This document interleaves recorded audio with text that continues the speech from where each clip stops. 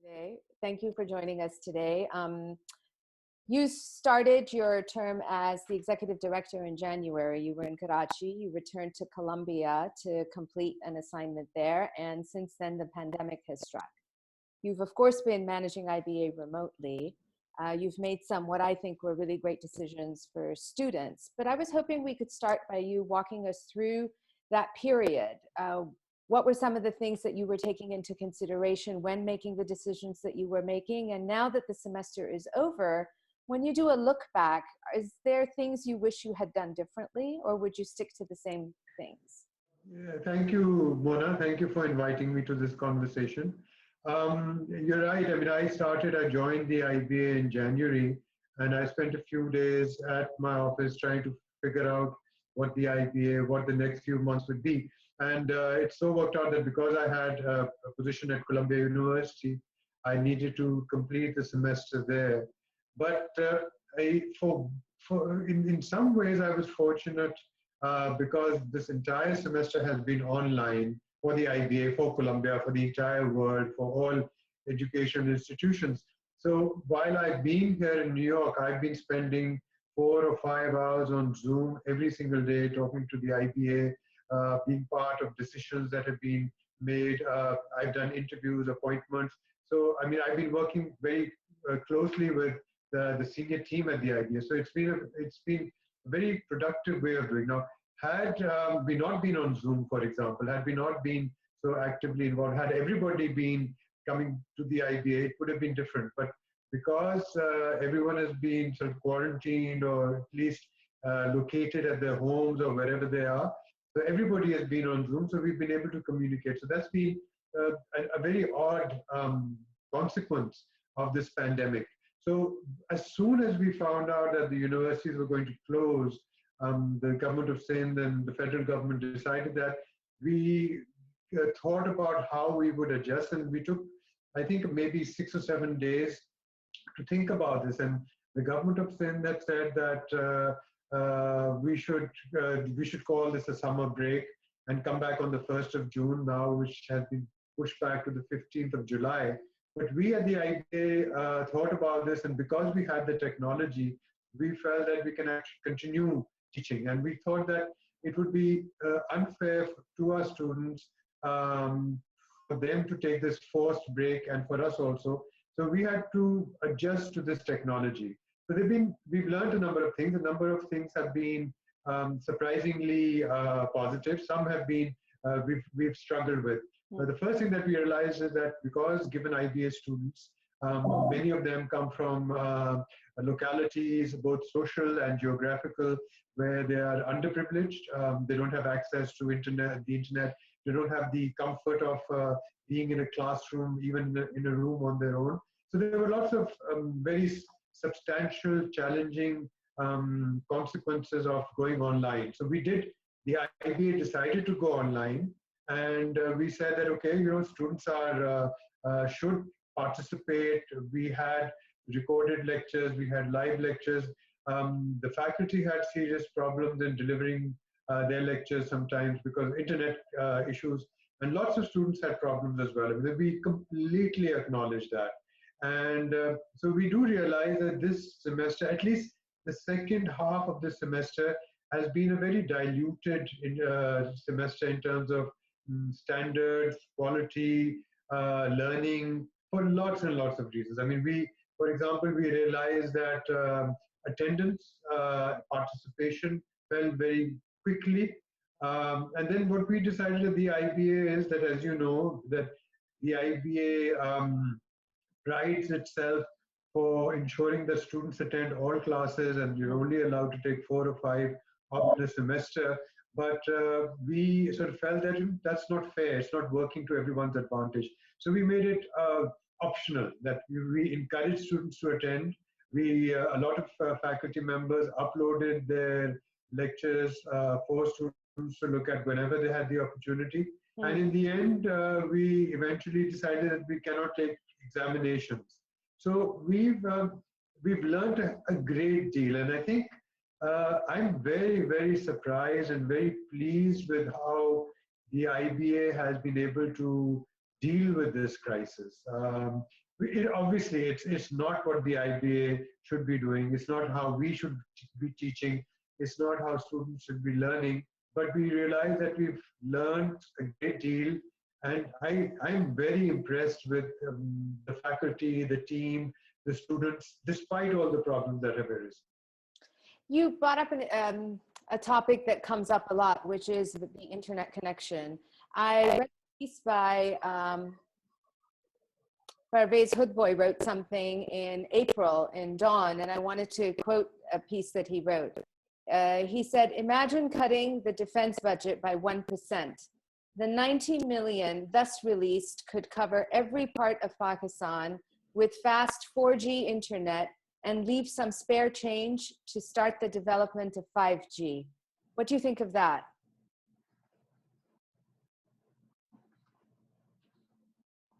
I think there's the debate about social sector spending, the debate about the military budget, the debate about interest payments, and this has been going on for many years. And this example is an excellent one. I mean, one could even say that if you cut the defense budget further, you can provide better education, even in good times. I mean, he's just looked at it in a crisis situation.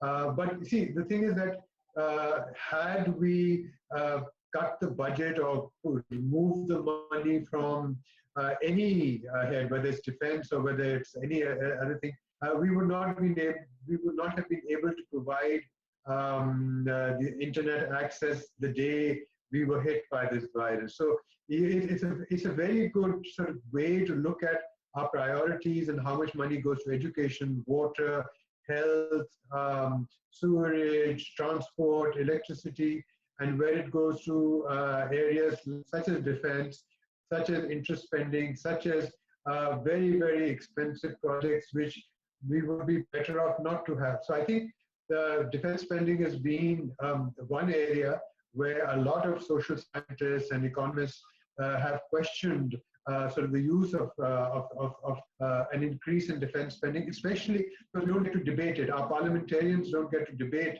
where that money is going. You know, is it going for salaries, for the armed forces? Is it going for hardware? You know, so it's good to have much greater transparency, and I'm glad Parvez has and others have raised this point over and over again. But his key point of cutting the defense budget immediately, providing internet access, it's a good way of analyzing it, but that would not have happened overnight. So our problems of internet access, of education, are a perennial. So I have a student question from one of my journalism master's students, and I need to talk about the elephant in the room, which is costs. So the question is that since students don't have access to IBA's facilities and online learning is not the same as in-person learning, will these things be taken into consideration when IBA reviews its fees? And it's a double-edged sword. A follow-up question to that is that you must have heard about campaigns online about refunding fees. Could you speak to both these questions, please?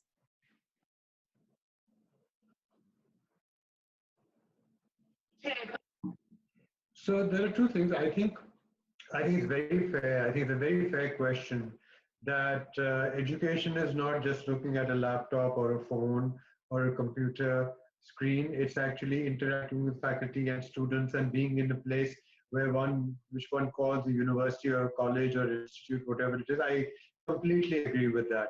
I think that one has to sort of recognize that the crisis that we went through, I'm talking about the academic crisis, the pandemic stroke academic crisis, where it would not have been feasible in the last semester to reduce our fees because we had to buy a lot of hardware, we had to get a lot of Zoom licenses and other licenses to be able to continue. And I think that the students are justified in saying that they didn't get what they paid for.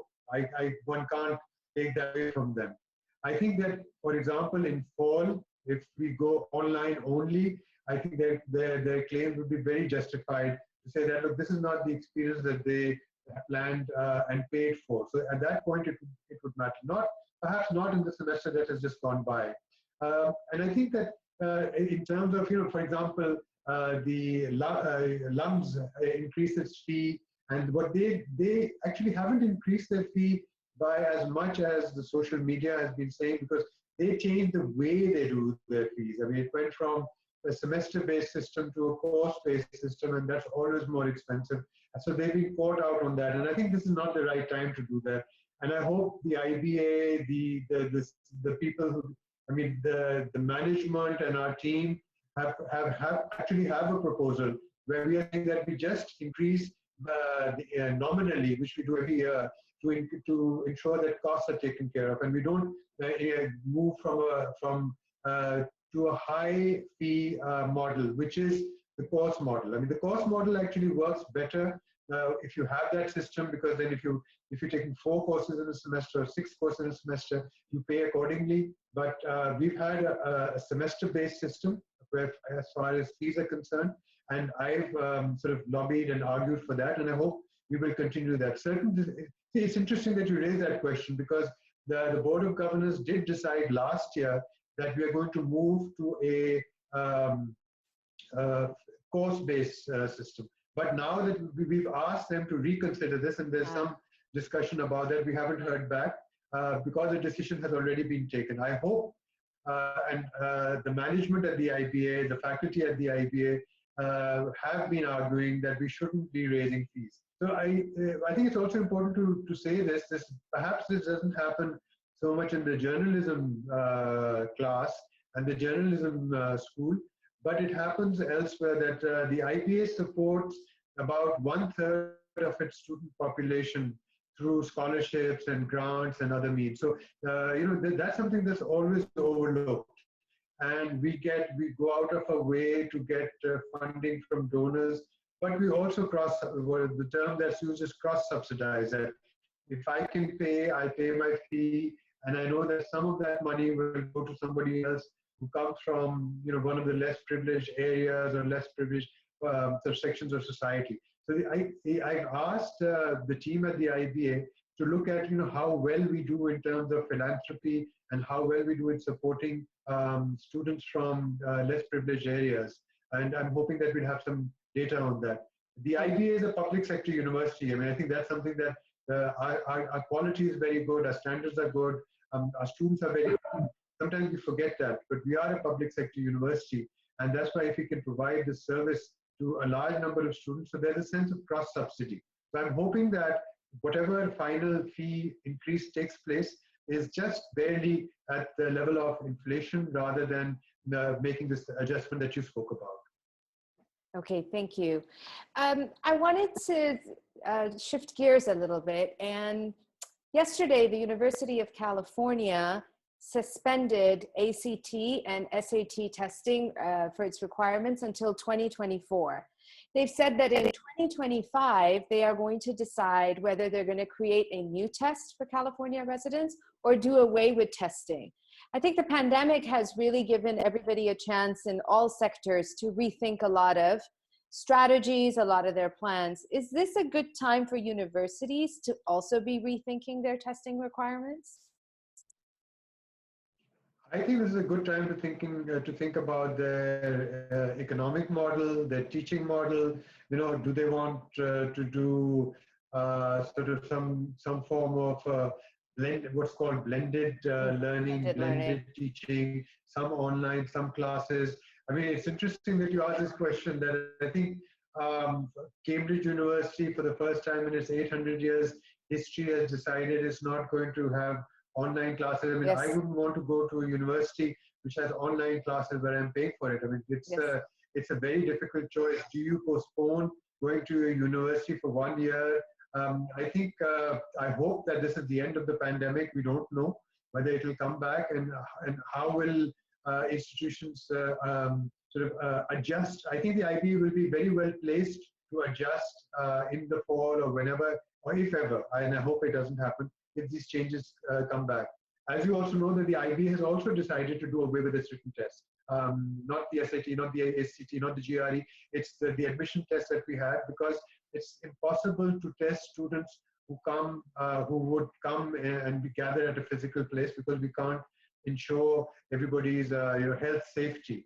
So I think this is it's this cliche that we use, a wake up call. Is it the right economic model? Is it the right teaching model?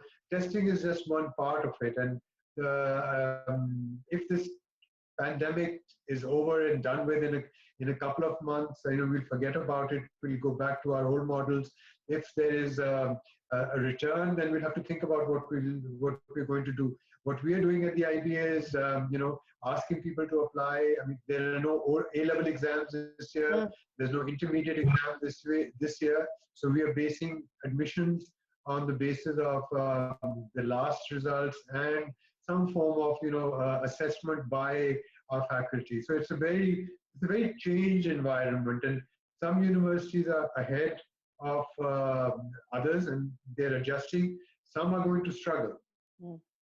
So it is a very strange time, and COVID has impacted economies worldwide and institutions, and the media industry is also feeling the pinch. Our students the current cohort, wanted me to ask you that they're very concerned about how the media industry has been impacted, and with so many people working from home from within the media industry, and our students not having been able to take the practical class of broadcast journalism, i.e. they weren't able to work in the newsroom, they're worried that when they go out there to graduate, it'll be tough for them. What advice do you have for them? Two things. One is that everyone's worried. Everyone who's graduating, everyone who's doing their final degree, who's going to go out in the world, apart from just the fact that they haven't had good practicals or hands-on experience, the world from 2 months ago or 3 months ago is going to be very different, at least for many months. I mean, there is an economic crisis. There is, you just look at the fact that, shops are closed, transport is closed, newsprint is no longer, there are very few advertisements. You open any newspaper, your journalism students would do that every day, open any newspaper, there are very few ads, there's no spending, people are not employing. So there's a crisis everywhere. And I think the journalism students and others, everyone has the same problem. Banks are not going to hire not a single car was sold in Pakistan in April. I mean, that's, obviously not everybody has cars, but just as an indicator, that gives you a sense of how the automobile industry, there's an economic crisis. It's global. That's another thing. It's global. So even those who were thinking of going to the Middle East, Dubai, forget it. You won't get jobs there. Things are going to be closed for many, many, many, many months, maybe 6, maybe 8, maybe 1 year. Before we started, we were hoping that we could travel. You can't travel. There's no tourism. There are no flights. The aviation industry is saying maybe 18 months from now, they may be at a position where they were a few months ago. So there's a lot of uncertainty in the world. So I think our journalism students and the IBA's other students are all being thrown out up into a world after graduation where they will have to struggle to be able to get jobs, whether it's through, whether it's accountancy, whether it's social science, whether they want to go to the NGO sector or journalism. So I think there is a problem there. So that's part of the story. The other is that our journalism sector, as you know and as your students know, has been struggling for about a year or two, at least, for two reasons. One is the level of control and censorship that has been imposed, and there's been self-censorship, there's been other forms of control on what people can write about. And for people who have a lot to say, and journalists often do, if they feel that they can't do justice to what they're doing, they feel they feel that they haven't fulfilled their task. And I think if journalists can't speak the truth, then it's very difficult for others to be able to speak the truth. And the second is that, there have been a large number of media houses which have come up, news channels which have come up over the last 10 years or so, and they've all been constrained because I think the financial model for the media in Pakistan is being tested, and one needs to rethink that. And journalists and owners and others need to rethink whether it's financially viable. It's great to have a TV channel, great to have a newspaper, but if you're subsidizing this through your sugar mills or through your, selling washing powder or a bank, that's not the right model for a news stream. So I think so. And the final point about this, that what's also happened is that, while we were talking about technology, that's how we started. A lot of platforms have now gone online, so which means Yes. that they're very cost efficient. It doesn't cost much to start a blog. It doesn't cost much to start a website. And every day I see those whose voice is constrained in the mainstream. They've come online. Yeah. Whether it's not just Twitter, Instagram, Facebook, but now we have platforms of alternate media, and I think that's promising. Maybe that's the future. So that also requires skills, that requires learning, which you gave, others gave. So maybe maybe we need to rethink the media in Pakistan and elsewhere as well. So you sort of answered my final question to you. So I know why it's important to study journalism, especially in light of COVID, where we've seen so much fake news proliferating the ecosystem. That's why I think it's important to study journalism. I wanted those who may be watching today and are considering journalism as a program to hear from you why you think it's necessary to study journalism.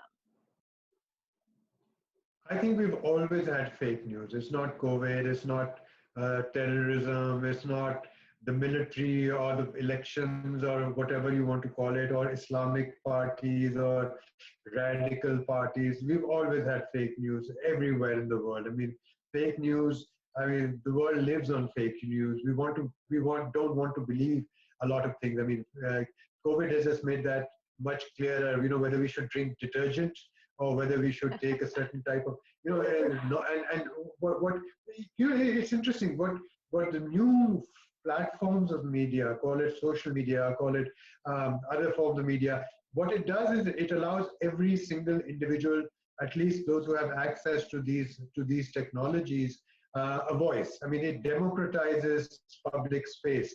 Anyone who wants to say anything about anybody can say that, whether it's fake news or honest news or real news or make-believe news, they can do that. So there is that element as well. I mean, it's no longer a handful of people who control the narrative. I think there are multiple voices, and increasingly people don't want to listen to certain voices. They want to listen to others who are better at finding the truth, stating the truth, writing and filming the truth.